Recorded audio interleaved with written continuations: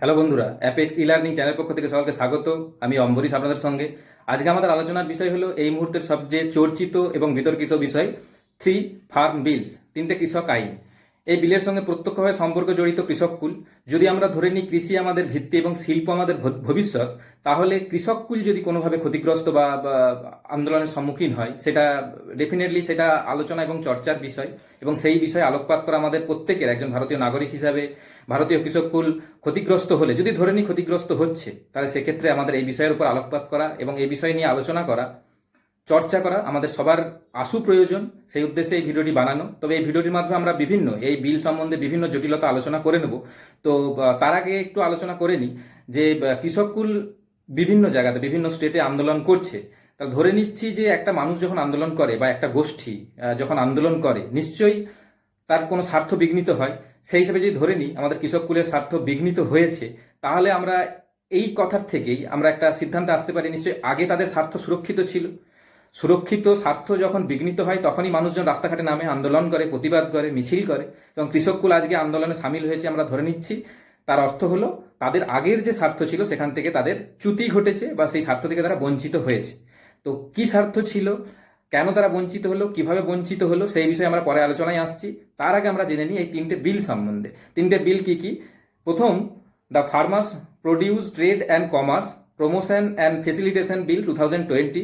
Bill number 2, the farmers empowerment and protection agreement on price assurance and farm services বিল 2020।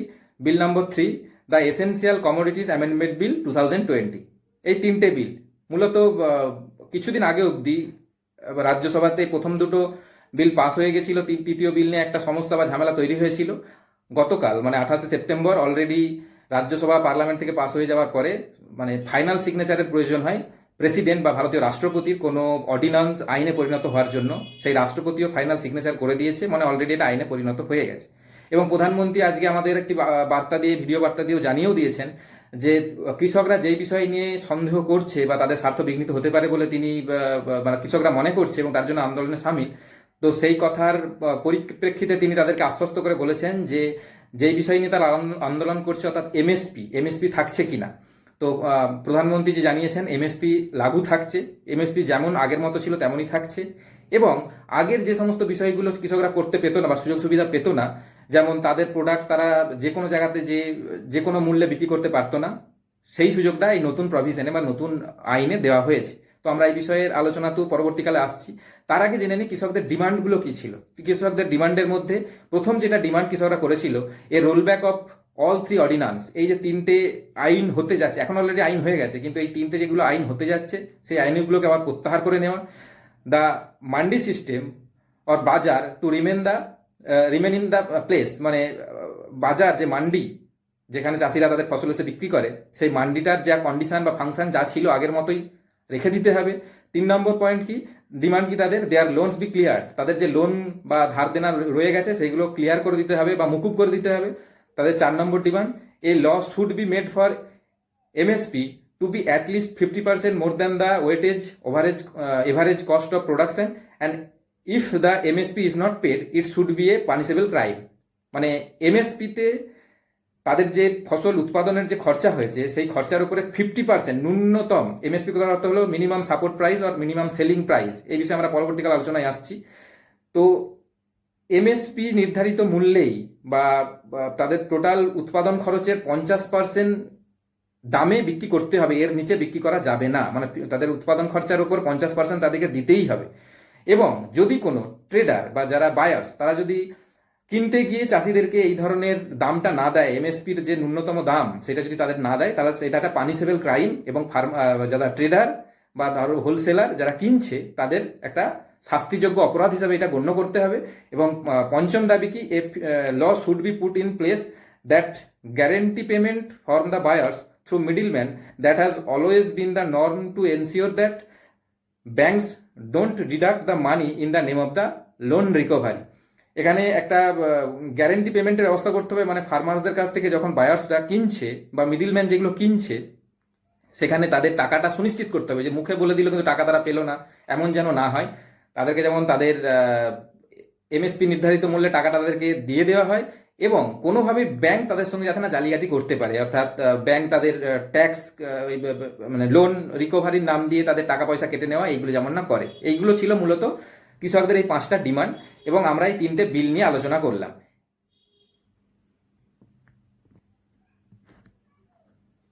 আশা করি এই বিষয়টা অনেকের পরিষ্কার হয়েছে। বিল সম্বন্ধে আইডিয়া এবং কৃষকদের ডিমান্ড সম্বন্ধে আইডিয়াটা ক্লিয়ার করতে পেরেছি। এবার আমরা চলে আসি আমাদের ভিউয়ার্সরা যে বিভিন্ন ধরনের প্রশ্নগুলো করেছে। প্রথম প্রশ্ন তাদের যে এই যে ক্ষতিগ্রস্ত, আমরা যদি ধরে নিই চাষিরা ক্ষতিগ্রস্ত হয়েছে, তো এই ক্ষতিগ্রস্ত চাষিরা তারা কি তাদের এই দাবি দাওয়া নিয়ে হায়ার অথরিটি আমাদের স্টেটের মানে সুপ্রিম কোর্টের কাছে কি যেতে পারবে? তাদের সুপ্রিম কোর্টে যে তাদের এই অ্যাপিল তারা করতে পারবে কি? তাদের কি সেই অধিকারটা রয়েছে? এবং দ্বিতীয় প্রশ্ন হলো যে আমরা যে 7 শিডিউলে দেখেছি স্টেট লিস্ট, ইউনিয়ন লিস্ট এবং কনকারেন্ট লিস্ট, এই লিস্টের মধ্যে এগ্রিকালচারাল প্রোডাকশন এবং এগ্রিকালচারাল রিসার্চ, এগ্রিকালচার সংক্রান্ত বিষয়টি 14 এন্ট্রিতে মানে রাজ্যের অন্তর্ভুক্ত। সেক্ষেত্রে স্টেট বা সেন্টার বা কেন্দ্র কিভাবে হস্তক্ষেপ করছে, আদৌ কি হস্তক্ষেপ করতে পারে, এই বিষয়ে আমরা ডিটেল আলোচনা করব। এবং তৃতীয় আলোচনার বিষয় থাকবে যে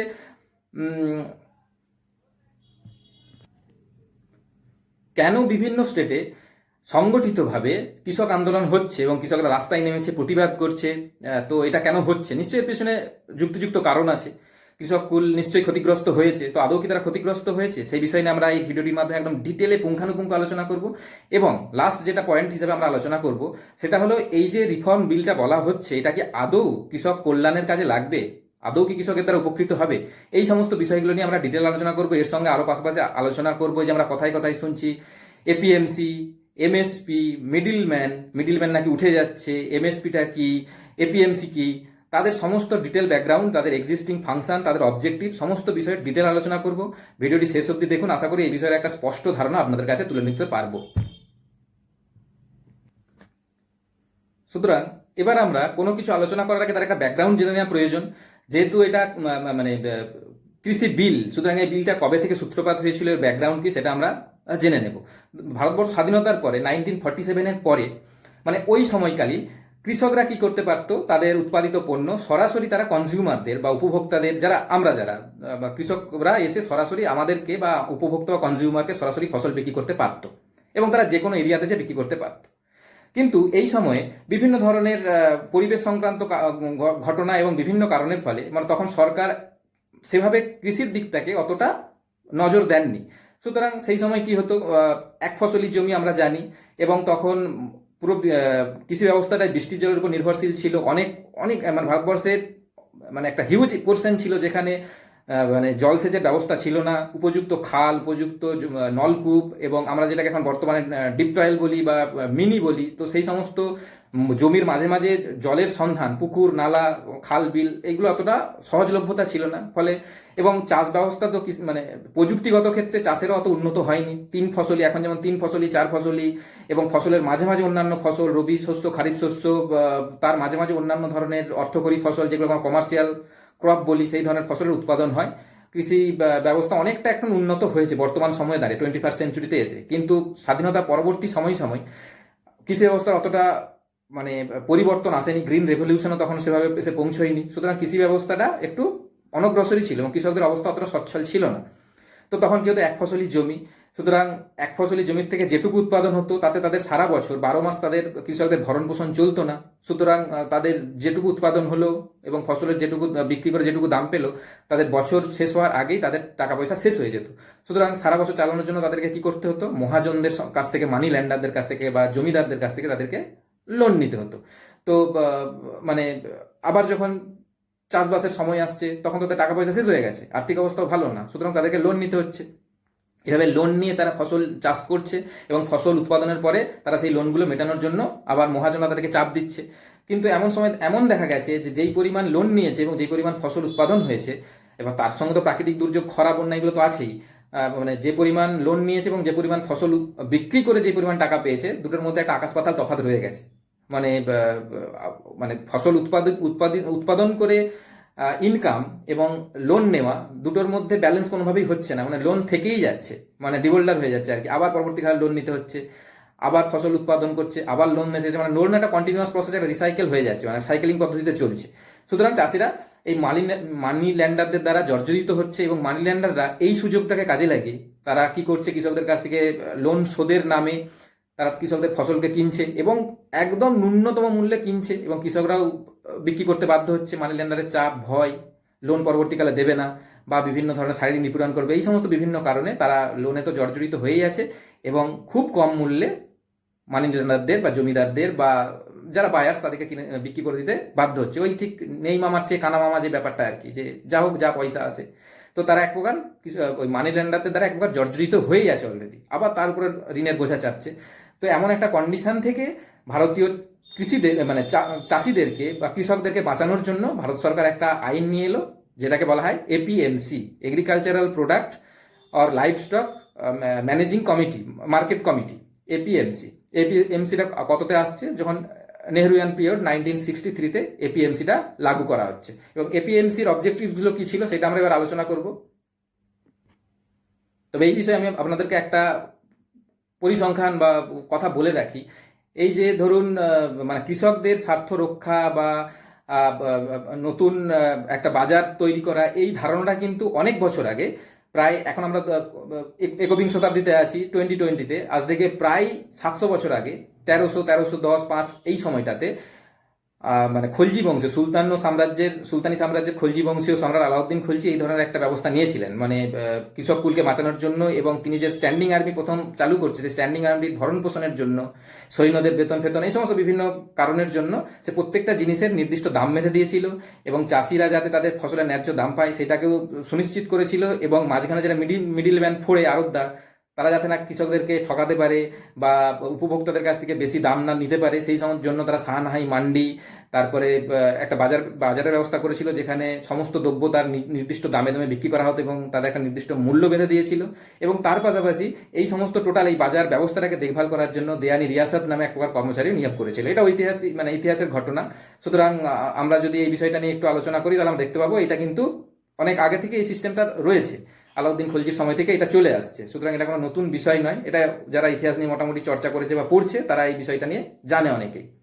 তো এটা আমাদের আলোচনার বিষয় নয়, এবং এই পরিপ্রেক্ষিতের সঙ্গে এটার খুব একটা সেই ধরনের যে লিঙ্ক রয়েছে সেটাও না।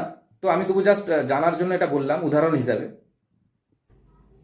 1963-তে এপিএমসি ভারত সরকার নিয়ে আসছে একটাই কারণে, কৃষকদের স্বার্থকে সুরক্ষিত করার জন্য। যে মানি ল্যান্ডার্স এবং বিভিন্ন যে বায়ার্সরা আছে, ট্রেডাররা আছে, তাদের দ্বারা কৃষক যাতে না ক্ষতিগ্রস্ত হয়, এক্সপ্লয়েট না হয়, সেই জন্য এপিএমসি নিয়ে আসা হচ্ছে। এপিএমসি কি বলা হচ্ছে না, this act says that the farmers can't sell their product directly to the consumer nor anyone can directly purchase from them. মানে কৃষকরা সরাসরি কনজিউমারদের যেমন আগে বিক্রি করতো, ডিরেক্টলি বিক্রিও করতে পারবে না, এবং কেউ কোনো বায়ার সরাসরিভাবে কৃষকদের কাছ থেকে কিনতে পারবে না। কৃষকরা যদি কোনো প্রোডাক্ট সেল করতে চায়, তাদের উৎপাদিত দ্রব্য বা ক্যাশ ক্রপসগুলো যদি তারা বিক্রি করতে চায়, তাদেরকে এই এপিএমসির আন্ডারে থাকা মান্ডি বা বাজারের থ্রু দিয়ে তাদেরকে বিক্রি করতে হবে। এবং এই এপিএমসির আন্ডারেই মান্ডি বা বাজারগুলি থাকবে, এবং এপিএমসিটা সম্পূর্ণ মানে will be run by the state government. এটা প্রত্যেকটা স্টেটের আন্ডারে এই ধরনের একটা এপিএমসি এবং এপিএমসির আন্ডারে একটা মান্ডি থাকবে। এবার প্রত্যেকটা স্টেট তার জিওগ্রাফিক্যাল লোকেশন অনুযায়ী বা বিভিন্ন এরিয়া অনুযায়ী বিভিন্ন জায়গাতে বিভিন্ন ধরনের এপিএমসি গড়ে তুলবে, এবং এপিএমসির আন্ডারে প্রত্যেকটা জায়গাতে নির্দিষ্ট মান্ডি বা বাজার থাকবে। তো এই গেল এপিএমসি। এবার আমরা দেখে নেব যে এই এপিএমসির ফাংশনটা মানে এক্সিস্টিং ফাংশন, যেটা নিয়েই প্রবলেম হচ্ছে। আমরা ধরে নিই যদি কৃষকদের স্বার্থ বিঘ্নিত হচ্ছে, মানে কি আগের যেটা স্বার্থ ছিল সেটা সুরক্ষিত ছিল, আগেই আমরা একটু আগে বললাম, তাহলে এপিএমসির এক্সিস্টিং বা প্রেজেন্ট ফাংশনটা কেমন সেটা আমরা দেখে নেব। এপিএমসির ফাংশনটা কেমন না, স্টেট তার বিভিন্ন অঞ্চলে, একটু আগেই বললাম, তার বিভিন্ন অঞ্চলে বাজারের চাহিদা অনুযায়ী বিভিন্ন ধরনের মার্কেট গড়ে তুলবে, যেগুলো আমরা মান্ডি বলছি। এই শব্দটাও কিন্তু আলাউদ্দিন খলজির সময় পাওয়া যায়, সানাই মান্ডি ফান্ডি, তো সেই বিষয়ে আমরা আসছি না। তো এবং এখানে আরো বলা হচ্ছে যে যদি কোনো ট্রেডার মানে কোনো প্রোডাক্ট কিনতে চায়, মানে চাষের দ্রব্য কিনতে চায়, তাহলে তাকে ওই যে ট্রেডারটি যেই অঞ্চলে থাকে বা যেই জেলাতে থাকে সেই জেলারই হতে হবে, এবং এই জেলার যে নির্দিষ্ট মান্ডি সেখান থেকে কিনতে হবে। এবং ট্রেডার হতে গেলে এবং ট্রেডার হিসাবে ওই মান্ডি থেকে ফসল কিনতে গেলে তাকে ওই মান্ডির একটা লাইসেন্স রাখতে হবে। মানে লাইসেন্স ছাড়া, গ্যারেন্টি পত্র ছাড়া বা অনুমতি পত্র ছাড়া সে কোনোভাবেই কোনো ট্রেডার ফসল মান্ডি থেকে কিনতে পারবে না। এবং একইভাবে চাষিদের ক্ষেত্রে কি বলা হলো একটু আগে চাষিদের সম্বন্ধে বললাম যে তারা তাদের প্রোডাক্টকে ডাইরেক্টলি কনজিউমারকে বিক্রি করতে পারবে না, তাদেরকে একটা মান্ডির থ্রু দিয়ে বিক্রি করতেই হবে, মান্ডিতে এসে তারা বিক্রি করবে। সুতরাং এবং কৃষক, যেই অঞ্চলের কৃষক সে সেই অঞ্চলের নির্ধারিত স্টেট গভর্নমেন্ট দ্বারা নির্ধারিত মান্ডিতে এসে এই জিনিসটি বিক্রি করতে পারবে, অন্য কোনো মান্ডিতে যেয়ে সে বিক্রি করতে পারবে না। তাহলে যদি বায়ার্স যে সে যখন প্রোডাক্ট কিনবে তাকে নির্দিষ্ট অঞ্চলের নির্ধারিত বাজার থেকেই কিনতে হবে এবং তার জন্য তাকে লাইসেন্স লাগবে, এবং ফার্মার যে সে নির্দিষ্ট অঞ্চলে নির্ধারিত মান্ডিতে গিয়েই তার দ্রব্যটা বিক্রি করতে পারবে। তাহলে একজনের ক্ষেত্রে লাইসেন্স দরকার হচ্ছে এবং দুজনেই ওই মান্ডির সঙ্গেই সম্পর্কযুক্ত। একজন মান্ডিতে এসে কৃষক ফসল দেবে এবং বায়ার্স লাইসেন্সের থ্রু দিয়ে মান্ডি থেকে ফসল কিনবে, এবং এরা বাইরে কোথাও বিক্রি করতে পারবে না, এই মান্ডিতে বিক্রি করতে পারবে এবং মান্ডিতে বিক্রি করা এবং মান্ডি থেকেই কেনা কৃষক এবং ট্রেডার দুজনেরই হচ্ছে বাধ্যতামূলক আর কি। এবার আমরা দেখে নেব এই এপিএমসিতে কোনো দ্রব্যের বিক্রিটা কিভাবে হয়, কিভাবে এপিএমসিতে কাজ করে। তো এপিএমসিতে নিলামের মাধ্যমে, অকশনের মাধ্যমে জিনিসপত্র কেনা বেচা হয়। এই নিলামটা দুটো পদ্ধতি হয়ে থাকে। একটাকে বলা থাকে এমএসপি, মিনিমাম সাপোর্ট প্রাইস বা মিনিমাম সেলিং প্রাইস, যেটা নির্ধারণ করে দিয়েছে কে, সেন্ট্রাল গভর্নমেন্ট। কিন্তু এপিএমসিটা স্টেট দ্বারা পরিচালিত, মান্ডিটাও স্টেট দ্বারা পরিচালিত। তো এখানে পার্থক্যটা হলো এপিএমসি এবং মান্ডি স্টেট দ্বারা পরিচালিত, কিন্তু এমএসপি যেটা আবার ওই মানে এপিএমসিতে নিলামের ক্ষেত্রে কাজে লাগে, সেই এমএসপি মিনিমাম সেলিং প্রাইস বা মিনিমাম সাপোর্ট প্রাইসটা কিন্তু কেন্দ্র দ্বারা নির্ধারিত, এবং এটা হিমালয় থেকে কন্যাকুমারিকা, গুজরাট থেকে অরুণাচল, আসাম পর্যন্ত, এই যে সমগ্র ভারতবর্ষের যে ভৌগোলিক পলিটিক্যাল যে রিজিয়ন, সেই রিজিয়নের সমস্ত জায়গাতে, সমস্ত স্টেটে কিন্তু সমান একটা ইউনিফর্ম ব্যাপার রয়েছে এমএসপির ক্ষেত্রে। তো এমএসপিটা কি না, এই এমএসপিটা মাত্র 22টা ক্রপস, যেগুলোকে এসেন্সিয়াল প্রোডাক্ট বলা হয়, তাকে সেই এসেন্সিয়াল ফুড ক্রপসের ক্ষেত্রে এই এমএসপিটা কার্যকর হবে। এবং এমএসপি হলো কি, চাষির যে উৎপাদন খরচ হয়েছে তার উপর 50% রেখেই বিক্রি করতে পারবে, মানে তার ন্যূনতম মূল্যে বিক্রি করা যাবে না, তার নিচে অকশন করাই যাবে না। ধরুন চাষির উৎপাদন করতে খরচা হয়েছে 100 টাকা, 50 টাকাতে ন্যূনতম এমএসপি রাখতেই হবে। মানে 51 টাকা হতে পারে কিন্তু কোনোভাবে 49 টাকা করা চলবে না। 50, 51 থেকে আপার লিমিট কোনো কিছু নেই, কিন্তু এমএসপিতে 50% টোটাল কস্টের উপরে 50% রেখেই নিলাম হবে। এটা গেল আমরা 22টি যে এসেন্সিয়াল ক্রপস রয়েছে সেই এসেন্সিয়াল ক্রপের ক্ষেত্রেই শুধুমাত্র এমএসপিটা প্রযোজ্য হবে। কিন্তু বাকি 22টা ক্রপস ছাড়া তো আরো অন্যান্য অসংখ্য ফসল বা শস্য দানা রয়েছে, সবজি রয়েছে, তো সেগুলোর ক্ষেত্রে কি হবে, সেগুলোর ক্ষেত্রে অকশন ঘটবে। সেই অকশনটাকে কিভাবে বলা হয় থাকে, প্রাইস ডিসকাভারি। এটা কিভাবে হয়ে থাকে না, ফার্মার তার ফসল নিয়ে এলো, যেই ধরুন সেই ফসলটা হচ্ছে এই 22টা প্রোডাক্টের মধ্যে, নির্ধারিত প্রোডাক্টের মধ্যে নেই, তাহলে 23 নম্বর যদি ধরা হয়, 23 নম্বর ফসলটার দাম কিভাবে নির্ধারিত হবে, সেটা হচ্ছে যোগান, চাহিদা এবং উৎপাদনের উপরে ব্যালেন্স করে বা বিচার বিবেচনা করে প্রাইস ডিসকাভারি একটা তার মূল্য নির্ধারণ করা হবে। এবং মূল্য নির্ধারণটা কারা করবে, ওই এমএসপিতে থাকা, এই এপিএমসিতে থাকা বিভিন্ন যে এজেন্ট রয়েছে, বিভিন্ন বায়ার্সরা রয়েছে, যে তারা সবাই মিলে এটা মূল্য নির্ধারণ করবে এবং চাষি শেষ অবধি তার ফসলটা বিক্রি করতে পারবে। তো এখানে কিভাবে ফাংশনটা করে, এটা একটা মানে মানে কি বলবো, এই ধর একটা সাপ্লাই চেনটা এখানে কিভাবে কাজ করে আমরা যদি দেখি, তাহলে ফার্মার্স তার প্রোডাক্ট নিয়ে এলো, মানে এপিএমসির অন্তর্ভুক্ত তার নির্দিষ্ট রিজিয়নে, নির্ধারিত রিজিয়নের মান্ডিতে, মানে সে যে অঞ্চলে থাকে, আগেই বললাম যে অঞ্চলে থাকে সেই অঞ্চলের মান্ডিতে সে বিক্রি করতে পারবে। তো সেই মান্ডিতে সে নিয়ে এলো,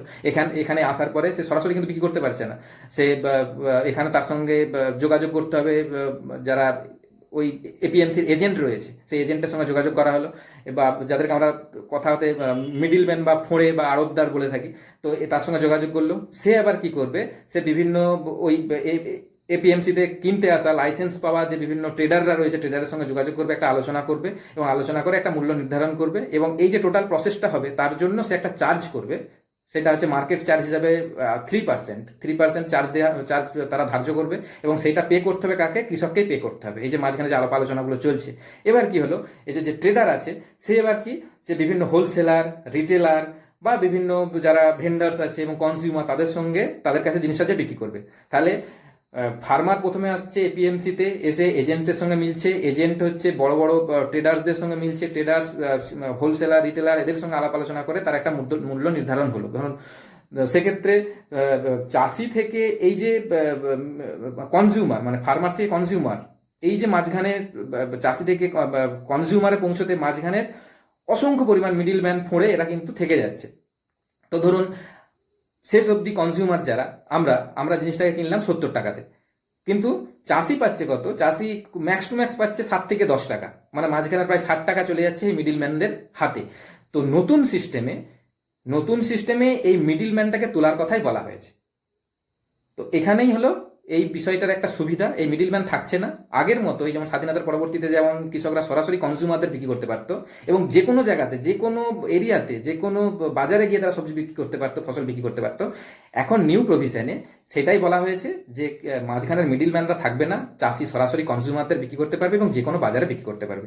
এই গেল পুরনো যে এপিএমসি ছিল এবং নতুন এপিএমসির মধ্যে চালু হওয়া আইনের বা অবজেক্টিভসের কিছু কিছু প্রভেদ বা তফাৎ। তো এক্ষেত্রে এপিএমসির বিভিন্ন ধরনের জটিলতা ছিল, আমরা কোনোভাবেই সেটাকে ট্রান্সপারেন্ট বলতে পারি না। মানে চাষি যে 7 টাকা বা 10 টাকা পাবে সেটাও অনেক সময় নিশ্চিত ছিল না। কিন্তু উপর উপর উপর মানে অন্য দিক থেকে যারা কনজিউমার, উপভোক্তা, আমরা কিন্তু ফসলটাকে প্রচুর দামে কিনছি। আমরা প্রচুর দামে কিনছি অথচ চাষি পাচ্ছে না। মানে যে চাষিদের অবস্থা যেইগুলোতে সেইগুলো রয়ে যাচ্ছে। যদি আমরা 50 টাকায় কিনছি, চাষি যদি 40 টাকা পেতো বা 30 টাকা পেতো সেটাও একটা প্রসঙ্গ ছিল, কিন্তু সেটা পাচ্ছে না, সেটা সুরক্ষিত নয়। স্বাধীনতার পর থেকে তাদের স্বার্থ কিন্তু এইভাবেই ক্ষতিগ্রস্তই হচ্ছিল। সুতরাং সেই জন্য আমাদের এপিএমসিটা নিয়ে আসা হলো এবং এপিএমসির যে ফ্লসগুলো ছিল, যে ত্রুটিগুলো ছিল কি, এই যে ধরুন যারা বায়ার্স, যারা ক্রেতা, তারা কিন্তু যে সবাই হতে পারবে ক্রেতা তা কিন্তু না। চাষিও ক্রেতা হতে পারে কিন্তু হতে পারবে না, তার কারণ তাদেরকে তো লাইসেন্স থাকতেই হবে ওই মানে মান্ডি থেকে কেনার জন্য। গভর্নমেন্ট অ্যাপ্রুভড একটা লাইসেন্স থাকতে হবে। এবং তাহলে কি সবাই ক্রেতা হতে পারবে? তাও কিন্তু হতে পারবে না।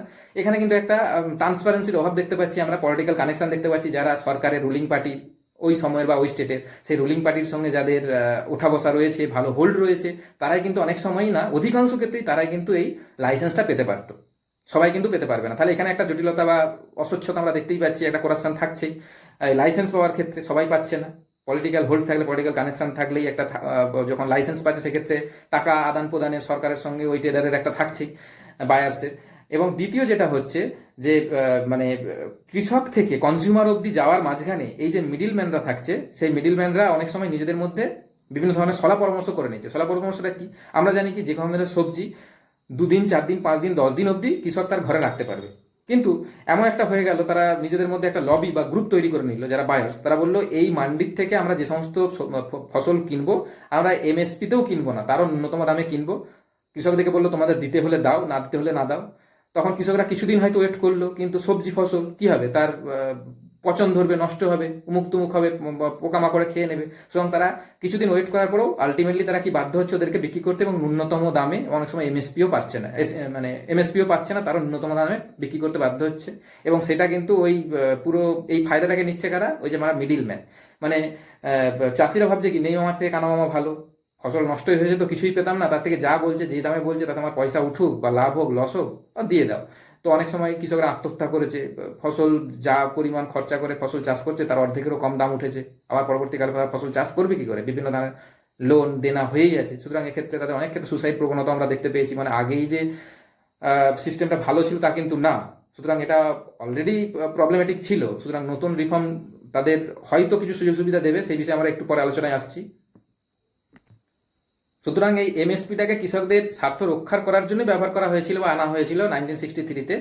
মানে কৃষকদেরকে প্রোটেক্ট দেওয়ার জন্য, ফার্মার্সদের হাত থেকে, মানি ল্যান্ডার্স, বায়ার্সদের কাছ থেকে কৃষকরা যাতে না এক্সপ্লয়েট হয়ে যায় মাধ্যমে, তো সেখান থেকে রক্ষা করার জন্য তাদেরকে এনেছিল। কিন্তু এই এপিএমসি সময়ের সঙ্গে সঙ্গে এপিএমসি মানে রক্ষকের জায়গায় ভক্ষকে পরিণত হয়ে গেছে। মানে এপিএমসির মধ্যে এত পরিমাণ ফ্লস দেখা দিয়েছে, এত ত্রুটি বিচ্যুতি দেখা দিয়েছে, এবং বায়ার্সরা এমনভাবে কৃষকদেরকে ঠকিয়েছে বা দাম নির্ধারণ করেছে, আলটিমেটলি কৃষকরা ক্ষতিগ্রস্ত হয়েছে। এপিএমসি কৃষকদের প্রোটেকশন দেওয়ার জায়গায় মানে কাউন্টার প্রোডাক্টিভ হয়ে গেছে আর কি। মানে উল্টে এপিএমসি দ্বারাই চাষিরা বেশি পরিমাণ ক্ষতিগ্রস্ত হয়েছে বা হচ্ছে।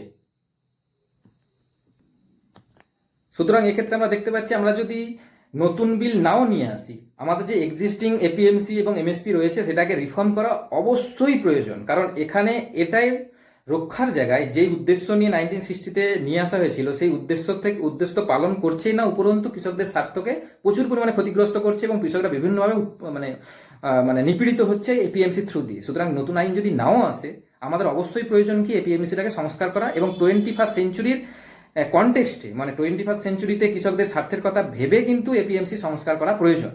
সুতরাং আমাদের ডেফিনেটলি এবার আমরা চলে আসবো যে নতুন লয়ে, সেই নতুন লটা কি এপিএমসি সংস্কারটাকে আদৌ করছে, কৃষকদের স্বার্থকে সুরক্ষিত হচ্ছে?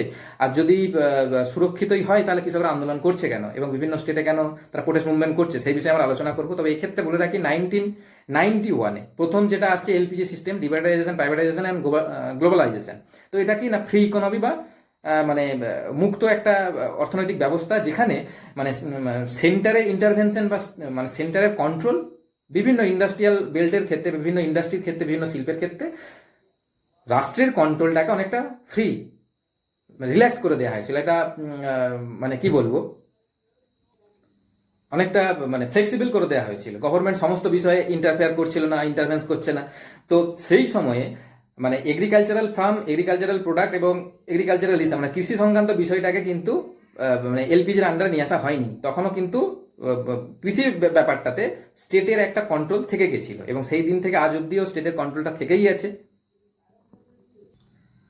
সুতরাং আমরা দেখলাম এপিএমসির একটা মানে সংস্কার খুব ইমিডিয়েটলি প্রয়োজন কৃষকদের স্বার্থ সুনিশ্চিত করার জন্য। এবং এর সঙ্গে আরেকটা জিনিস আমি বলে রাখি, এই যে এমএসপিটা কি একটু আগেই বললাম কি মানে ভারতবর্ষের যে জিওগ্রাফিক্যাল পলিটিক্যাল যে রাজনৈতিক যে ভৌগোলিক অঞ্চল, সেই ভৌগোলিক অঞ্চলের মধ্যে এমএসপিটা কিন্তু সর্বোচ্চ জায়গায় সমান, কিন্তু স্টেট ওয়াইজ প্রোডাকশন খরচা কৃষকদের, যেমন ধরুন আমার যদি এখন হরিয়ানাতে বলি কৃষকদের চাষবাসের যে খরচা, তামিলনাড়ুতে যদি বলি বা আসামে বলি বা পশ্চিমবঙ্গে বলি, তাহলে কৃষকদের চাষবাসের পেছনে খরচা, ফসলের দাম, সারের দাম, জল ফল, এই সমস্ত কিছু যন্ত্রপাতি সমস্ত নিয়ে, মজুরি খরচা সমস্ত নিয়ে একটা উৎপাদন খরচা তার হলো। কিন্তু সে যখন ফসলটা বিক্রি করতে যাচ্ছে, তখন কিন্তু তাকে একটা রাষ্ট্র কর্তৃক নির্ধারিত এমএসপিতেই তাকে বিক্রি করতে হচ্ছে। সেটা স্টেট ওয়াইজ এটা ভ্যারি করে যাচ্ছে। তামিলনাড়ুর উৎপাদন খরচা যা, পশ্চিমবঙ্গের নিশ্চয়ই উৎপাদন খরচা তা না, কিন্তু এমএসপিটা ইউনিফর্ম থাকার জন্য একটা প্রবলেম দেখা দিচ্ছে। সুতরাং সেক্ষেত্রে এমএসপিটাকে যে একটা ইউনিফর্ম ব্যাপারটা সেটা তুলে দিতে হবে।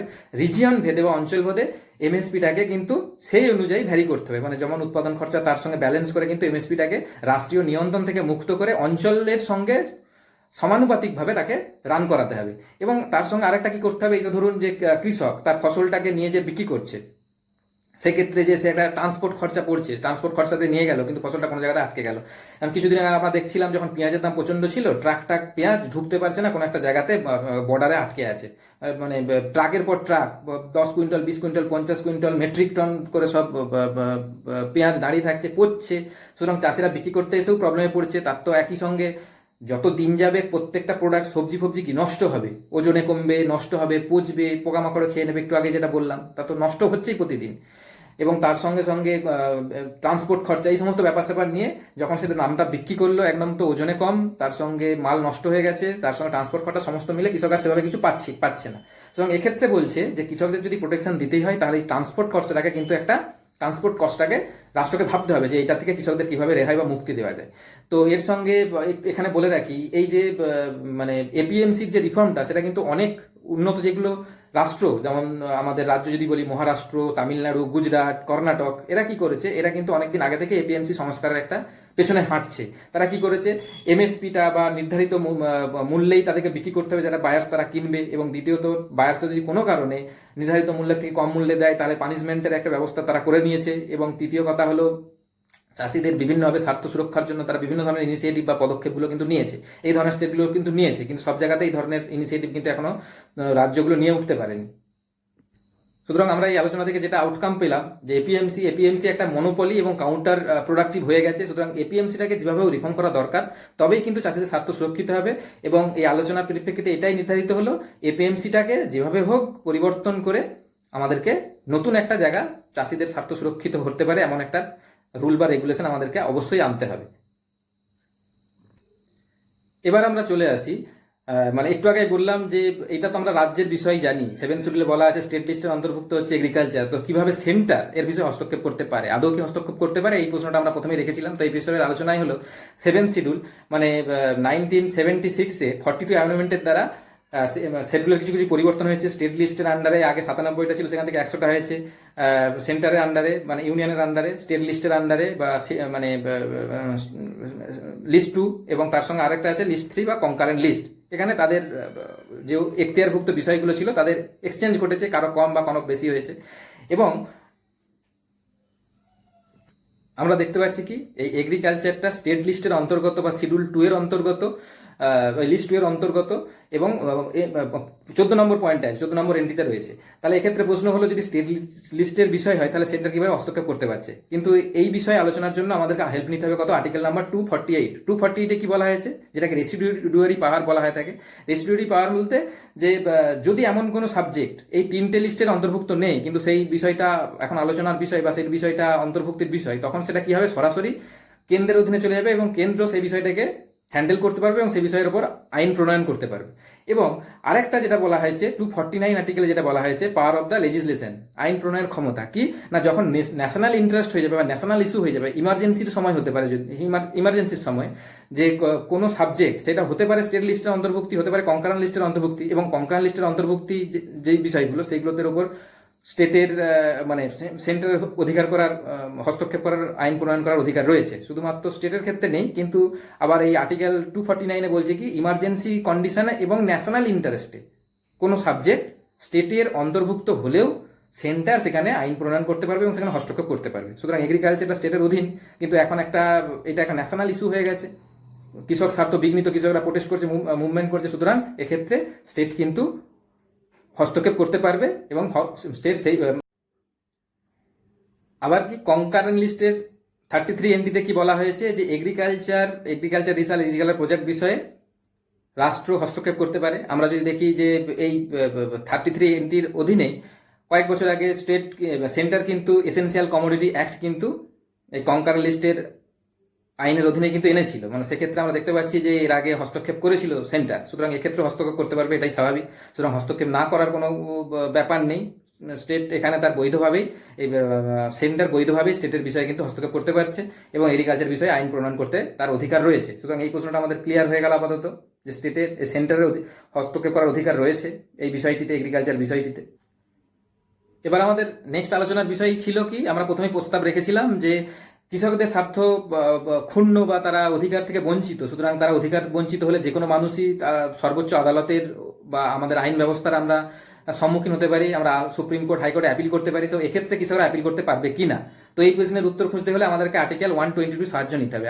আর্টিকেল 122-তে কি বলেছে, যে পার্লামেন্টারি, আমাদেরকে প্রথম জানতে হবে আমাদের ফেডারেল স্ট্রাকচারে, মানে একটা হচ্ছে পার্লামেন্টারি ব্যবস্থা আইনসভা, আর একটা হচ্ছে বিচার ব্যবস্থা সুপ্রিম কোর্ট। আইনসভার হেড আমরা জানি কি আমাদের যে রাষ্ট্রপতি, এবং সুপ্রিম কোর্টের হেড হচ্ছে বিচারপতি। যদিও সুপ্রিম কোর্টের উপরে রাষ্ট্রপতি আছেন, তাও সেক্ষেত্রেও পার্লামেন্টে ঘটে যাওয়া, আমরা যদি আর্টিকেল 122-কে দেখি তাহলে দেখতে পাবো পার্লামেন্টের ভেতরে ঘটে যাওয়া আনকনস্টিটিউশনালিটি, ইলিগ্যালিটি বা যে কোনো ধরনের ইররেগুলারিটি, চেয়ার ছোঁড়াছুড়ি, কাগজপত্র ছোঁড়াছুড়ি, আমরা দেখি তো বিভিন্ন ধরনের ঘটনা, ল আইন পাস করতে গেলে রাজ্যসভার মধ্যে, পার্লামেন্টের মধ্যে আমরা এই ধরনের ঘটনা দেখতে পাই। তো এই সমস্ত বিষয় নিয়ে কিন্তু এখানে আমরা যদি সংবিধানের দিকে তাকাই, একটা রিট বলে একটা ব্যাপার আছে,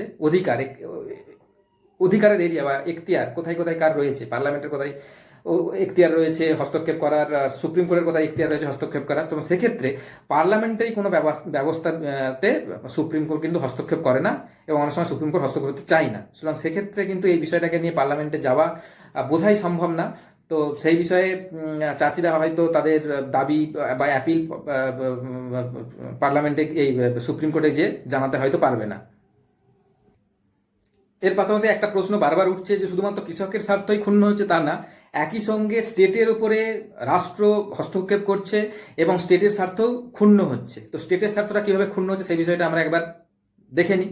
স্বাধীনতার পরবর্তী সময়ে মানে মানে তাদের আর্থিক অবস্থানের উপর ভিত্তি করে স্টেটকে বিভিন্নভাবে ভাগ করা হয়েছিল। একটা হচ্ছে পুয়ার স্টেট এবং একটা রিচ স্টেট। পুয়ার স্টেটের অধীনে কয়েকটা রাজ্যকে রাখা হয়েছিল এবং রিচ স্টেটের আন্ডারে কয়েকটা রাজ্যকে রাখা হয়েছিল। তাদের তৎকালীন যে অর্থনৈতিক অবস্থা বা তাদের উৎপাদন বা তাদের মানে ডেভেলপ সমস্ত কিছু দেখে এই দুটো ভাগে ভাগ করা হয়েছিল। তাহলে রিচ স্টেটের তালিকায় কারা ছিল, প্রথম মহারাষ্ট্র, তামিলনাড়ু, কর্ণাটক, গুজরাট, এই সমস্ত স্টেটগুলোকে রাখা হয়েছিল। এবং পুয়ার স্টেটের তালিকায় ছিল কে, বিহার, আসাম, ইউপি, এই সমস্ত স্টেটগুলোকে পুয়ার স্টেটের তালিকায় রাখা হয়েছিল। এবার এক্ষেত্রে যদি আমরা দেখি যে মানে রাষ্ট্রর সঙ্গে স্টেটের একটা সম্পর্ক রয়েছে ফান্ডিংয়ের বিষয়ে, টাকা আদান প্রদানের বিষয়ে একটা সম্পর্ক রয়েছে।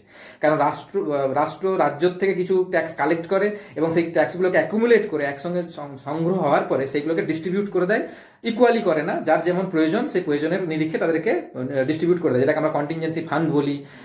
তো এটা কিভাবে ডিস্ট্রিবিউটটা হয় সেই বিষয়টা যদি আমরা একটু দেখে নিই।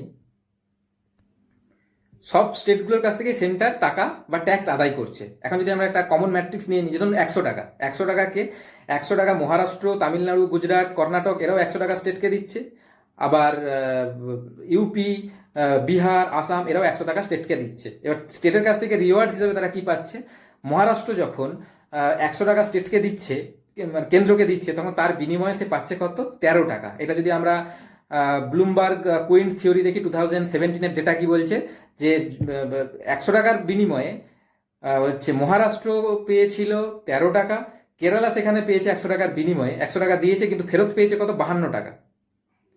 মহারাষ্ট্র 100 টাকা কেন্দ্রকে দিয়ে ফেরত পেয়েছে 13 টাকা, মানে মাঝখানে প্রায় 77 টাকার মতো কেন্দ্রের কাছে থেকে গেছে। কেরালা দিয়েছিল 100 টাকা, তার বিনিময়ে 52 টাকা ফেরত পেয়েছে, 48 টাকা কেন্দ্রের কাছে থেকে গেছে। ইউপি পেয়েছে 100 টাকা দিয়ে 149 টাকা পেয়েছে, মানে 49 টাকা প্রফিট তার, 100 টাকা দিয়ে 149 টাকা পাচ্ছে। আবার আসাম পেয়েছে 189, 100 টাকার বিনিময়ে 189 টাকা পেয়েছে। এবং বিহার পেয়েছে সর্বোচ্চ, বিহার পেয়েছে 100 টাকার বিনিময়ে 219 টাকা। কেন্দ্রকে 100 টাকা দিয়েছে এবং ফেরত পেয়েছে কেন্দ্রের কাছ থেকে 219 টাকা। তাহলে সর্বোচ্চ পেয়েছে কে? বিহার 219 টাকা, এবং লোয়েস্ট পেয়েছে কে? আমাদের মহারাষ্ট্র 13 টাকা। তো এটা শুধুমাত্র যে পুয়ার অ্যান্ড রিচ স্টেট, শুধুমাত্র ডেভেলপিং কান্ট্রি ভারতের মতো দেশেই আছে বর্তমান তা কিন্তু না, বিভিন্ন ডেভেলপড কান্ট্রিতেও এটা রয়েছে। ইউএসএ এর ক্ষেত্রে রয়েছে, নিউ জার্সির সঙ্গে এই ধরনের একটা ব্যাপার হয়। নিউ জার্সির কাছ থেকে যখন ইউএসএ 100 টাকা নিচ্ছে, তার বিনিময়ে নিউ জার্সি পাচ্ছে 60 টাকার মতো। নিউ জার্সি কিন্তু সবচেয়ে উন্নত একটা ওদের ওখানকার স্টেট, তারপরেও সে 60 টাকা অবধি পাচ্ছে, কিন্তু সেই হিসাবে আমাদের মহারাষ্ট্র কিন্তু পাচ্ছে 13 টাকা। যেখানে নিউ জার্সি পাচ্ছে উন্নত স্টেট হওয়ার সত্ত্বেও 100 টাকার বিনিময়ে 60 টাকা, সেখানে আমাদের মহারাষ্ট্র পাচ্ছে 100 টাকার বিনিময়ে 13 টাকা।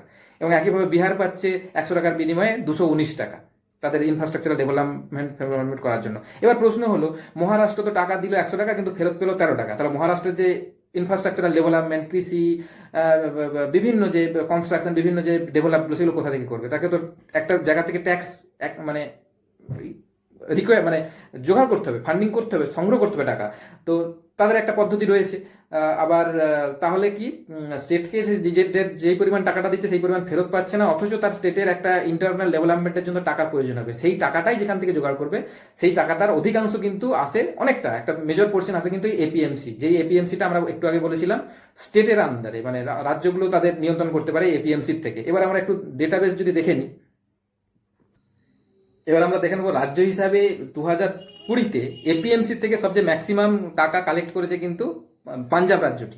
পাঞ্জাব রাজ্যটি এপিএমসি থেকে কিভাবে কালেক্ট করেছে না, এপিএমসির ভেতরে যে মান্ডি ট্যাক্স শুরু করে বিভিন্ন যে এজেন্টরা রয়েছে তাদের যে ট্যাক্স এবং অন্যান্য ট্যাক্স মিলে মোটামুটি মান্ডি ট্যাক্স 3% এবং ইত্যাদি আরও ট্যাক্স মিলে ওটা প্রায় 5 থেকে 6%, মানে 5+3 টোটাল 8% ট্যাক্স, 8 থেকে 8.5% ট্যাক্স কিন্তু এপিএমসি থেকে পাঞ্জাব আদায় করেছে, যার বর্তমান ভ্যালু 2020-তে 8.5% মান্ডি ট্যাক্স, মানে মোটামুটি তার যার বাজার মূল্য 2020-তে দেখা গেছে প্রায় 1750 কোটি টাকা। এই 1750 কোটি টাকা কিন্তু পাঞ্জাব রাজ্যটি তার এপিএমসি থেকে কালেক্ট করেছে, মান্ডির থেকে কালেক্ট করেছে, কৃষকদের কাছ থেকে কালেক্ট করেছে ট্যাক্স হিসাবে। এবং এই 1750 টাকা সে তার ইনফ্রাস্ট্রাকচার ডেভেলপমেন্ট, মানে ইন্টার স্টেট ডেভেলপমেন্টের ক্ষেত্রে তারা কাজে লাগিয়েছে। সেটা রাস্তাঘাট হতে পারে, বিভিন্ন কৃষি লোন মুকুব থেকে শুরু করে বিভিন্ন যে কাজগুলো হয় ভেতরকার ইনফ্রাস্ট্রাকচারাল ডেভেলপমেন্ট, সেগুলো কিন্তু পাঞ্জাব করেছে। কোথার থেকে না, এই এপিএমসি থেকে পাওয়া টাকার থেকে। কারণ পাঞ্জাবও কিন্তু 100 টাকা দিয়েছিল, 100 টাকার বিনিময়ে পাঞ্জাব পেয়েছিল 52 টাকা। তো সেক্ষেত্রে দেখতেই পাচ্ছি আমরা যে তাকে তার ইন্টারনাল ডেভেলপমেন্টের জন্য তার টাকা সংগ্রহ করার প্রয়োজন পড়ছে, এবং সেই টাকাগুলো সংগ্রহ করছে কোথা থেকে? এপিএমসির থেকে। এবং বিভিন্নভাবে সমস্ত স্টেটই এপিএমসি থেকে টাকা সংগ্রহ করছে, কিন্তু ম্যাক্সিমাম এবারে যারা এপিএমসি থেকে টাকা সংগ্রহ করতে পেরেছে তার তালিকাতে প্রথম রয়েছে পাঞ্জাব রাষ্ট্রই সবচেয়ে বেশি এপিএমসি থেকে টাকা কালেক্ট করেছে, যার মূল্য বর্তমান সময়ে প্রায় 1750 কোটি টাকা, 1750 কোটি টাকা। সুতরাং আমরা দেখতে পাচ্ছি প্রত্যেকটা স্টেটই তার ইনফ্রাস্ট্রাকচারাল ডেভেলপমেন্টের জন্য তাদের নিজস্ব একটা ব্যাংক, বা যেটাকে আমরা পিগি ব্যাংক বলছি, প্রত্যেকটা স্টেটের থাকে। সেই পিগি ব্যাংকে রাষ্ট্রের টাকাও কেন্দ্র থেকে পাওনা টাকাও ঢুকছে, এবং তার পাশাপাশি তার যে ইন্টারনাল যে সমস্ত মান্ডি ফান্ডি বা এপিএমসি আছে সেখান থেকেও ট্যাক্স তারা কালেক্ট করছে। এই সমস্ত ট্যাক্সকে কালেক্ট করে তারা এতদিন অবধি তাদের ইনফ্রাস্ট্রাকচারাল ডেভেলপমেন্ট, ইন্টার ডেভেলপমেন্টগুলো তারা যেগুলো মানে রাজ্যের অধীন যে সমস্ত ডেভেলপমেন্টগুলো সেগুলো তারা করতো। কিন্তু নতুন সিস্টেমে যে কৃষি বিলটা নিয়ে আসা হয়েছে, সেখানে যে মানে একটু আগে বলছিলাম যে রাষ্ট্রের স্বার্থ ক্ষতিগ্রস্ত কিভাবে হয়েছে, রাজ্যের স্বার্থ, তো এখানে এপিএমসিটাকে তুলে দেওয়া হয়েছে। এপিএমসি তুলে দেওয়া মানে কি, চাষি সরাসরিভাবে তার দ্রব্য সামগ্রী যে কোনো বাজারে ডিরেক্টলি কনজিউমারকে বিক্রি করতে পারবে, এবং ডিরেক্টলি বায়ার্সরা বা বড় বড় ট্রেডাররা কৃষকদের কাছ থেকে এসে সরাসরি ফসল কিনতে পারবে নির্ধারিত মূল্যে, বা একটা দাম ঠিক করে তারা ফসল কিনে। তাহলে মাঝখানে যে স্টেটের যে একটা ইন্টারভেনশন ছিল, প্রত্যেকটা রাজ্যের যে ইন্টারভেনশন ছিল এপিএমসি থ্রু দিয়ে, এপিএমসি এর সাথে ফসল বিক্রি করতে হতো, এপিএমসিতে লাইসেন্স নিয়ে ট্রেডারদের ফসল কিনতে হতো, সেই ব্যবস্থাটা উঠে যাচ্ছে নতুন ব্যবস্থাতে। তাহলে এপিএমসি থেকে স্টেটের যে ইনকামটা ছিল, যে 1750 কোটি টাকা পাঞ্জাব ইনকাম করেছে, সেটা আর হবে না আগামী দিন থেকে। সেক্ষেত্রে স্টেট ক্ষতিগ্রস্ত হচ্ছে এপিএমসি তুলে দেওয়ার জন্য, এবং নতুন আইনে এপিএমসি তুলে দেওয়া হচ্ছে, এবং কৃষকদেরকে একটা লিবার্টি দেওয়া হচ্ছে, তারা যে কোনো জায়গায় যে কোনো দামে ফসল বিক্রি করতে পারবে। এবার যদি আমরা কৃষকদের আন্দোলনের পরিপ্রেক্ষিতটাকে দেখি, যে কৃষকরা আন্দোলন করছেন, তাদের স্বার্থ আদৌ ক্ষুণ্ণ বা বিঘ্নিত হচ্ছে কিনা, আমরা যদি লাস্ট 10 ইয়ার্সের ন্যাশনাল ক্রাইম ব্যুরো দেখতে পাই, রিপোর্ট যদি নিই, তাহলে দেখতে পাবো কিন্তু লাস্ট 10 ইয়ার্সে, আজকে 2020, 2010 বা তার আগের সময়ের যদি আমরা ডেটাগুলো নিয়ে দেখবো, প্রচুর পরিমাণ কৃষকের কিন্তু মৃত্যু ঘটেছে। কিভাবে? এই একই কারণে, খরা, অনাবৃষ্টি, ফসলের ন্যায্য না দাম পাওয়া, এই ধরনের কৃষকরা কিন্তু সুসাইড করেছে। সুতরাং এমন না যে এই বিলের পরে কৃষকদের স্বার্থ ক্ষতিগ্রস্ত হলো, কৃষকদের স্বার্থটা কিন্তু কোনো জিনিস এভাবে সুরক্ষিত হয়নি। একটা মনোপলি চিরকাল কাজ করে গেছে এপিএমসি থ্রু দিয়ে। যেখানে মনোপলি থেকে গেছে সেখানেই একটা মানে যে ফেয়ার যে ট্রেড বা ফেয়ার সিস্টেম, সেটা কিন্তু থাকছে না, একটা মানে ফেয়ার কম্পিটিশন হয় না। সুতরাং সেক্ষেত্রে চাষিরা ক্ষতিগ্রস্ত হয়েই আসছে। সুতরাং এখনই যে তারা আন্দোলন করছে, ডেফিনেটলি তাদের দাবি বা তাদের যুক্তি আছে, কিন্তু এমন না যে তারা আগে কোনোভাবে ক্ষতিগ্রস্ত ছিল না, তাদের স্বার্থ সুরক্ষিত ছিল। তাহলে যদি তাই থাকতো, তাহলে কৃষকরা সব মার্সিডিজে ঘুরতো, কৃষকদের ছেলেদেরকে আর বাইরে এসে অতটা পড়াশোনা করার দরকার হতো না আর কি, তারা পড়াশোনা করে কেউ চাষের কাজে যুক্ত হতে পারতো। তা কিন্তু হয় না। কৃষকের ছেলেও চেষ্টা করছে কিভাবে বিভিন্ন গভর্নমেন্ট জব পাওয়া যায়, বা চাষ থেকে তারা বেরিয়ে আসতে পারে, কারণ চাষ থেকে তাদের সেভাবে ইনকাম কমে যাচ্ছে। আমি বলছি না যে কৃষকদের ছেলে পড়াশোনা করার অধিকার নেই, কিন্তু যদি তার চাষ থেকে ইনকাম ভালো হতো, চাষের দ্বারা তার জীবন সুরক্ষিত থাকতো, তাহলে তাকে এত কষ্ট করে সে বাইরে থেকে পড়াশোনা করে মুখ করে চাকরি করার পেছনে ছুটতে হতো না। সে পড়াশোনা হয়তো করতো, কিন্তু তারপরে যে সে চাষের সঙ্গে যুক্ত হতে পারতো, চাষের উৎপাদনের সঙ্গে নিজেকে ইনভলভ করতে পারতো, কিন্তু সেটা হচ্ছে না। তার কারণ তাদের স্বার্থ সেখানে সুরক্ষিত নয়, তারা ন্যায্য দাম পাচ্ছে না। তো এইগুলো ব্যাপার। এরপরে যদি আমরা দেখি 2015 যদি শান্তাকুমার কমিটির একটা রিপোর্ট, যারা ফুড কর্পোরেশন রিফর্ম নিয়ে একটা রিপোর্ট পেশ করেছে, সেখানে দেখছে যে এই যে এমএসপি সুবিধাটা কিন্তু ভারতবর্ষের টোটাল কৃষককুল যারা আছে, আমি ধরে নিই যদি 70% কৃষক আছে, তা 70% কৃষকের মধ্যে এমন 6% আছে যারা এমএসপি সুবিধাটা পায়। বাকি 94%, 94% তারা এমএসপি কি, এপিএমসি কি, কোনো ধরনের তাদের, প্রথম কথা তাদের নলেজ সেভাবে নেই, এবং তারা সেখান দ্বারা উপকৃতও হয় না। সুতরাং এটাও একটা বড় ধরনের আমরা ফ্লস দেখতে পাচ্ছি, যে আইনটা থাকা সত্ত্বেও সমস্ত কৃষকগুলো কিন্তু উপকৃত হচ্ছে না।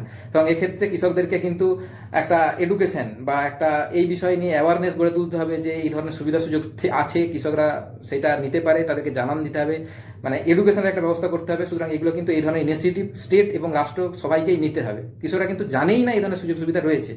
সুতরাং এইটা একটা ব্যাপার। তার সঙ্গে আরও অনেক কিছু কৃষকদের সঙ্গে, শুধুমাত্র এই 3টে বিল না, তার সঙ্গে ল্যান্ড অ্যাকুইজিশন, তার সঙ্গে ল্যান্ড অ্যালিয়েশন প্রভৃতি যে জটিল যে কমপ্লেক্স যে সমস্ত আইন কানুন কৃষিকে কেন্দ্র করে রয়েছে, সেই সম্বন্ধেও কিন্তু কৃষকরা অতটা ওয়াকিবহাল না, সচেতন না। তারা বিভিন্ন সময়ে বিভিন্নভাবে প্রবলেমের শিকার হচ্ছে, নির্যাতিত হচ্ছে।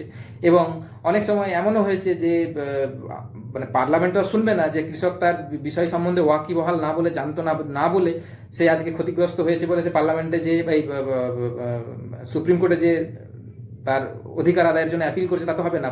সুপ্রিম কোর্ট শুনবে না, যে তুমি জানো না বা জানতে পারোনি, সেটা তোমার ফল্ট। তার বিষয়ে কোনো ধরনের কিন্তু তাকে কোনো ধরনের সুপ্রিম কোর্ট সেভাবে কোনো তাকে তার প্রতি সহযোগিতা বা তার সঙ্গে সহমর্মিতা কিন্তু দেখাবে না আপাতত। সুতরাং কৃষকদেরকে এটা জানতেই হবে, এবং তার জন্য রাষ্ট্রকে একটা ইনিশিয়েটিভ নিতে হবে, কৃষকদেরকে উপযুক্তভাবে শিক্ষিত করে তুলতে হবে। এই একটা ব্যাপার কিন্তু আমরা এখান থেকে দেখতে পাচ্ছি আউটকাম হিসাবে। সুতরাং এখান থেকে যে আমরা আউটকামগুলো পেলাম, সেখান থেকে কি না, এপিএমসিটাকে রিফর্ম অবশ্যই করা দরকার, নতুন কৃষি বিল আসুক বা না আসুক, এবং এমএসপিটাকে যে একটা ইউনিফর্ম রয়েছে সমস্ত ভারতবর্ষ জুড়ে একই ধরনের এমএসপি, সেটাকে তুলে দিতে হবে। অঞ্চল ভেদে এমএসপি তারতম্য করতে হবে ব্যালেন্স করে কৃষকের উৎপাদন অনুযায়ী, এবং কৃষককে ডিরেক্টলি মানে তার প্রোডাক্ট বিক্রি করতে দিতে হবে, এবং যে কোনো জায়গাতে সে তার নির্দিষ্ট দাম সে নির্বাচন করে জিনিস বিক্রি করতে পারবে, এটা দিতে হবে।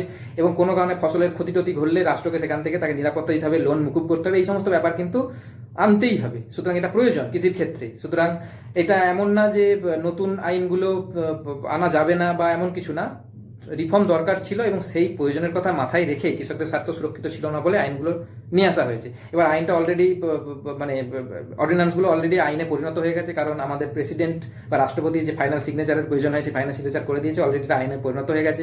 এবার দেখতে হবে কৃষকরা মানে পার্লামেন্টে এই সুপ্রিম কোর্টে গিয়ে তাদের এই বিষয়ের অধিকার বা আদায় করতে পারে কিনা, তারা চ্যালেঞ্জ করতে পারে কিনা এই আইনগুলোকে, সেটা আমাদের দেখার বিষয়। এবার আমরা চলে আসি এই যে নিউ যে বিলটা হলো, এখানে কি ডিসপিউট রয়েছে। ডিসপিউটটা কি? একটা ডিসপিউট আমাদের চোখে পড়ছে, নো সিভিল কোর্ট 15 মানে ওই যে বিলগুলো আছে তার 15 নম্বর পয়েন্টে বলা হয়েছে, no civil court shall have jurisdiction to entertain any suit or proceedings in respect of any matter the cognizance of which can be taken and disposed of by any authority empowered by or under this act or the rules make thereunder। এখানে কি বলা হয়েছে না, এই যে নতুন যে বিলটা হয়েছে এখানে কি কর্পোরেট মানে যারা বড় বড় ফার্ম হাউস আছে, যারা এই যে ট্রেডাররা আছে, তারা যখন কৃষকদের কাছ থেকে এসে ফসল কিনবে, তারা যদি কোনো ধরনের আইন ভঙ্গ করে, তারা যদি এমএসপি ন্যূনতম মূল্যে না কেনে, কৃষকদেরকে ঠিকঠাকভাবে টাকা পয়সা না দেয়, যে গ্যারেন্টি টাকা যেটা পাবে সেই ধরনের টাকা থেকে তাদেরকে যদি বঞ্চিত করে, আইন যদি কোনো রকম ভঙ্গ করে, সেখানে কিন্তু কৃষকরা আদালতে যেতে পারবে না, এটা কিন্তু বলা হয়েছে। সুতরাং আমার মনে হয় এই রুলটাকে রেক্টিফাই করা দরকার, কৃষকদেরকে কিছু সুযোগ সুবিধা লিবার্টি দেওয়া দরকার, কৃষকদের স্বার্থ সুরক্ষিত করা দরকার। সুতরাং এইটা গেল কিন্তু একটা রীতিমতো ভয়ের দিক। সুতরাং এই বিষয়টাকে কিন্তু আমাদের রেক্টিফাই করতেই হবে। তো পরিশেষে চলে আসি, এই বিষয় নিয়ে বিভিন্ন ধরনের তর্ক বিতর্ক তো জারি আছে। অনেকে বলছে কি যে আগে যে জোরদাররা ছিল, মানি ল্যান্ডাররা ছিল, তারা যে চাষিদের কাছ থেকে জোর করে ফসল কিনে নিত, কম দামে কিনে নিত, বা কৃষকরা বাধ্য হতো এক প্রকার দিতে। তো এই নতুন সিস্টেমের ফলেও সেই সমস্ত আড়তদাররা বা বড় বড় বিজনেসম্যানরা তারা এসে একটা নির্দিষ্ট অঞ্চলে জমি কিনে নেবে, তারা নির্দিষ্ট মূল্যে বা তার থেকেও কম মূল্যে কৃষকদেরকে বাধ্য করবে। প্রথম হয়তো ভালো টাকা পয়সা দেবে, কিন্তু পরবর্তীকালে যখন এটা 5-7 বছর 10 বছর পরে তারা কি করবে, কৃষকদেরকে ঠকাতে শুরু করবে।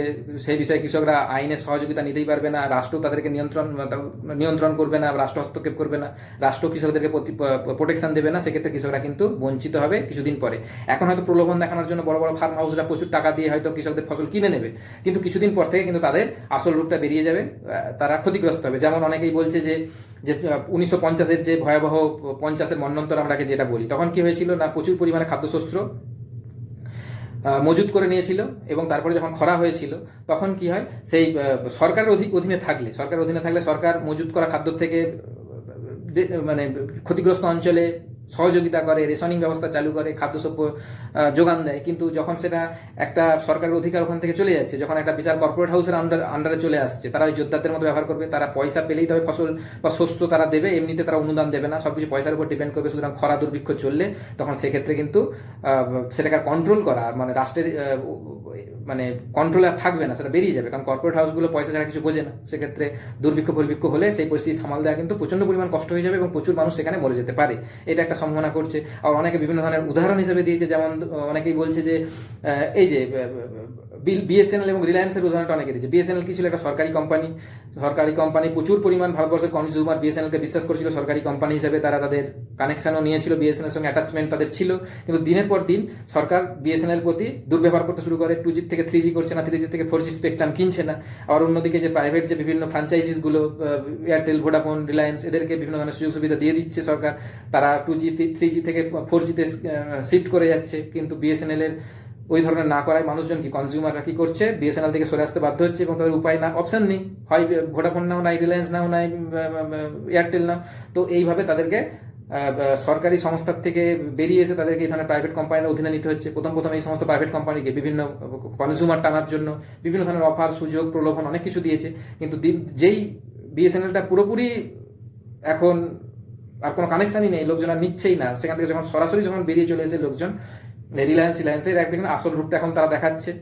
এরা কি করছে, এরা যেই আগে ফ্রি সব কিছু দিয়েছিল, এখন ওরা যেই ধরনের দাম চাইছে সেই ধরনের দাম পে করতে বাধ্য, কারণ মানুষের কাছে অপশন নেই, তারা ব্যাক করে রিলায়েন্সে বিএসএনএল যেতে পারছে না। সুতরাং যে থাকছে তার কথা মতোই চলতে হবে। প্রাইভেট ফার্ম বা প্রাইভেটাইজেশনের এটাই একটা প্রবলেম। সুতরাং সেক্ষেত্রেও যদি কৃষকদের ওপর রাষ্ট্রের নিয়ন্ত্রণ বা কৃষকদের স্বার্থের বিষয়ে রাষ্ট্রের নিয়ন্ত্রণ যদি তুলে নেওয়া হয়, এপিএমসি যদি তুলে নেওয়া হয় এবং কৃষকদের এবং এই সমস্ত যোদ্ধাদের ডিরেক্টলি ফসল কেনার অধিকার দিয়ে দেওয়া হয়, তাহলে কি হবে, আস্তে আস্তে তারা প্রথম প্রলোভন দিলেও পরবর্তীকালে তাদের আসল রূপ বেরিয়ে যাবে, কৃষকদের প্রতি তারা নিপীড়ন নির্যাতন শুরু করবে, ফসলের ন্যায্য দাম হয়তো কৃষকরা পাবে না এবং কৃষকরা স্বার্থ বঞ্চিতই হবে। সুতরাং সেই জন্যই কৃষকরা আন্দোলন করছে। এবং সেই বিষয়ে আমাদের সরকারকে যথেষ্ট পরিমাণ বিষয়টা নিয়ে ভাবতে হবে এবং কৃষকদের স্বার্থ অবশ্যই সুরক্ষিত করতে হবে। কারণ আমরা জানি ভারতবর্ষের যে বিভিন্ন সেক্টর আছে, প্রাইমারি সেক্টর, সেকেন্ডারি সেক্টর এবং টার্সিয়ারি সেক্টর, তার মধ্যে এখন অবধি ভারতবর্ষের প্রাইমারি সেক্টর বা কৃষি থেকে ইনকাম কিন্তু ভারতবর্ষের যে ন্যাশনাল ইনকাম সেটা অনেকটা হয়ে থাকে। সুতরাং ভারতবর্ষের প্রায় 70% মানুষজন কৃষির সঙ্গে যুক্ত প্রত্যক্ষ বা পরোক্ষভাবে।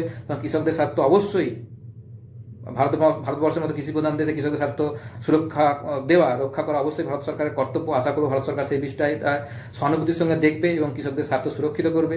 এবং আমরা এই আলোচনার মাধ্যমে মোটামুটি বিষয়টাকে অনেকটা বিষয়কে কভার করতে পারলাম, আপনাদের সমস্ত প্রশ্নের উত্তর দিতে পারলাম। এটা একটা অনুরোধের ভিডিও ছিল, অনেকদিন থেকেই অনেকে অনুরোধ করছিল এই ভিডিওটি নিয়ে আসার জন্য।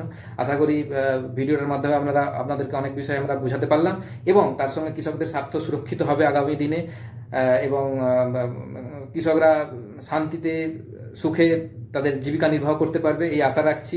ভারতবর্ষ আরও এগিয়ে যাবে, আরও সামনের দিকে এগিয়ে যাবে, আমরা আরও সুরক্ষিত থাকবো এই আশা রাখি। সুতরাং এই বলেই আমাদের আজকের ভিডিওটা আমি শেষ করছি। ভিডিওটি এতক্ষণ ধরে ধৈর্য নিয়ে দেখার জন্য প্রত্যেকে অসংখ্য ধন্যবাদ। আপনাদেরও আগামী দিনগুলো খুব ভালো হোক এবং আগামী দিনে আমাদের সঙ্গে জুড়ে থাকুন এই ধরনের আরও নতুন নতুন ভিডিও পেতে। ভিডিওটি যদি ভালো লাগে অবশ্যই আপনাদের বন্ধুদের সঙ্গে শেয়ার করুন, চ্যানেলটিকে লাইক করুন, সাবস্ক্রাইব করুন। ভিডিও দেখার জন্য অসংখ্য ধন্যবাদ। নমস্কার।